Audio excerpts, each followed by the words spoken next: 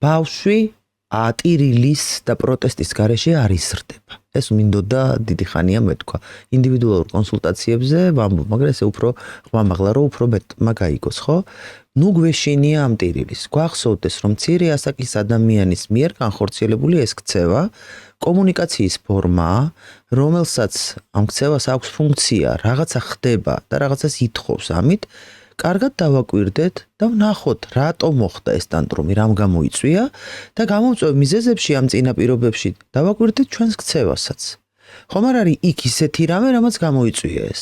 და გამოიწვია იმიტომ, რომ ვერბალიზაცია და დალაგებულად ახსნა განმარტება, რომ იცი რა დედა, ეხლა ამდენი ხანია ყურადღებას გთხოვ და შენ ყურადღება არ მომაქცი, არ შეუძლია 3-4 წლის ასაკის ბავშვს. თან ეს ასაკი ასევე კრიზისულია, როგორც გარდატეხის ასაკი და წინააღმდეგობით, ტანტრუმების სიმრავლით და ტირილით გამოირჩევა.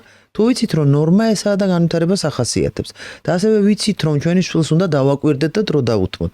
ასევე ვიღაცა დაგვეხმარა და გასწავლა, როგორ დავაკვირდეთ, თუნდაც ჩავიწეროთ, ან ვიდეო გადავიღოთ, მერე გავაანალიზოთ და ვნახოთ მე რას ვშვებოდი და რა შვებოდა ეს ჩემი შვილი. შეიძლება იყო დე 5 წუთის განმავლობაში არ მივაქციე ყურადღება, მერე გაქანდა და რაღაც დაიძახა ისეთი რამაც ყურადღება გამამახვილებია და მერე ამაზე რომ მე ვთქვა უთხარო არა ესე არქნა, გაიშხლარდა ეს ჩემი შვილი, ხო?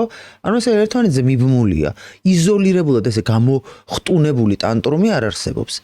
ატიპური განვითარების დროსაც იქ მიზეზი აქვს იმ ტანტრუმს თუ დამაზიანებელ ქცევას.